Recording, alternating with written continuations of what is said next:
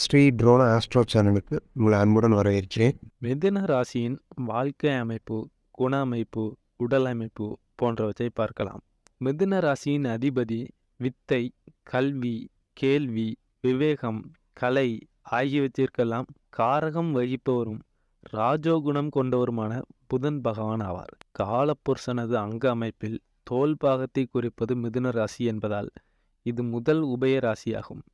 மிருகசீரிச நட்சத்திரத்தில் 3ஆம் 4ஆம் பாதங்களும், திருவாதிரையும் புனர்பூச நட்சத்திரத்தில் 1ஆம் 2ஆம் 3ஆம் பாதங்களில் பிறந்தவர்கள் மிதுன ராசியில் பிறந்தவர்களாக கருதப்படுவார்கள்.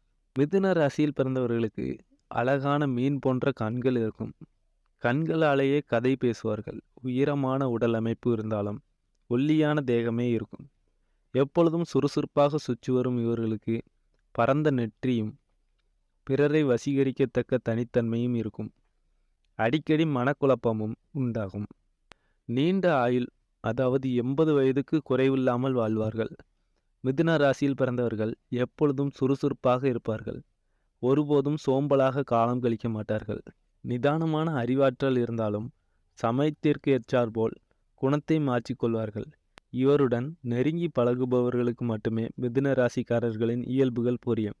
சற்று குழப்பவாதியாக இருந்தாலும் எந்தவித கடினமான வேலைகளையும் பொறுப்புடன் செய்து முடிக்கும் ஆற்றல் இருக்கும்.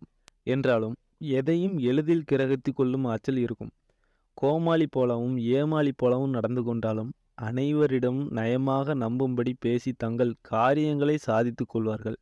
மிதுன ராசிக்காரர்கள் மற்றவர்களிடம் எவ்வளவு எளிதில் நட்பு வைத்து கொள்ள முடியுமோ அவ்வளவு எளிதில் தொடர்பை துண்டிக்கவும் தயங்க மாட்டார்கள். தனக்கு பிடிக்காதவர்களுக்கு துன்பம் ஏற்பட்டால் அதனால் அதிக சந்தோஷப்படுவார்கள். பிறரை கிண்டல் கேலி பரிகாசம் செய்வதில் கில்லாடிகள். சமூக வாழ்வில் நல்ல ஈடுபாடு இருக்கும். கலை இசைத்துறைகளிலும் சிறந்து விளங்குவார்கள். திருமண வாழ்க்கையை பொறுத்தவரை மிதுன ராசிக்காரர்கள் அதிர்ஷ்டசாலிகளே. இவர்களுக்கு வாய்க்கும் வாழ்க்கை துணை அழகும் அந்தஸ்தும் பெற்றவர்களாக இருப்பார்கள். இடையிடையே சிறு சிறு கருத்து வேறுபாடுகள் தோன்றினாலும் மற்றவர்களுக்கு தெரியாதவாறு மறைத்து விடுவார்கள். உள்ளே பிரச்சனை இருந்தாலும் வெளிப்பார்வைக்கு ஒற்றுமையாகவே இருப்பார்கள். மிதுன ராசியில் பிறந்தவர்கள் ஆடம்பர வசதிகளை அனுபவிப்பதில் அதிக பிரியமுள்ளவர்கள்.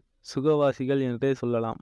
வீடு மனை வசதியும் வண்டி வாகன வசதிகளும் இவர்களின் விருப்பத்திற்கு ஏற்றவாறே அமையும். பணவரவுகள் தாராளமாக இருந்தாலும் வாழ்க்கை வசதிகளுக்காக விலை உயர்ந்த நவீன பொருட்களையும் ஆடை அணிகலன்களையும் விரும்பி வாங்குவார்கள். வாழ்க்கை வசதிகளை பெருக்கிக் கொள்ள அதிகமாக கடன் வாங்கவும் தயங்க மாட்டார்கள். இதனால் நிறைய கடனும் அதற்காக வட்டி செலுத்த வேண்டிய நிலையும் ஏற்படும். இதனால் வம்பு பிரச்சனைகளை சந்தித்தாலும் எதை பற்றியும் கவலைப்பட மாட்டார்கள். மிதுன ராசியில் பிறந்தவர்களுக்கு பிள்ளைகளால் வீண் தொல்லைகளும் கடன்களும் வம்பு வழக்குகளும் ஏற்படும். புத்திர பாக்கியமும் சற்று தாமதித்தே அமையும். இவர்கள் தங்களது அவசர முடிவால் உற்றார் உறவினர் மற்றும் பெற்ற பிள்ளைகளின் ஆதரவை கூட இழந்துவிடக்கூடும்.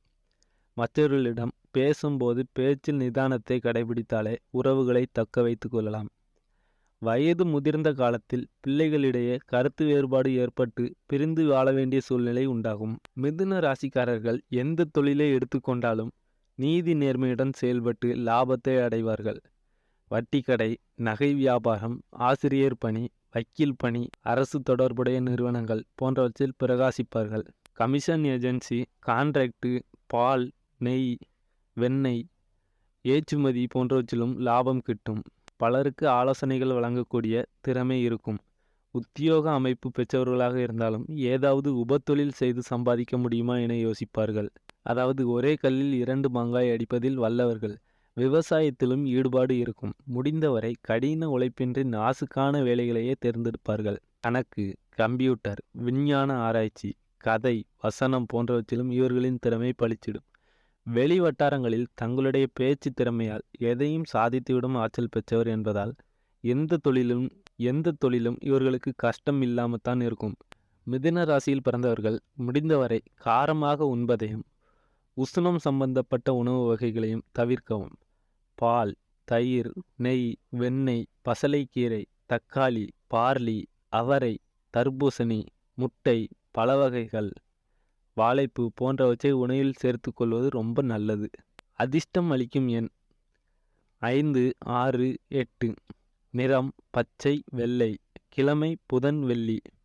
கல் மரகதம், திசை வடக்கு. ஸ்ரீ ட்ரோனா ஆஸ்ட்ரோ சேனலை சப்ஸ்கிரைப் பண்ணுங்கள்.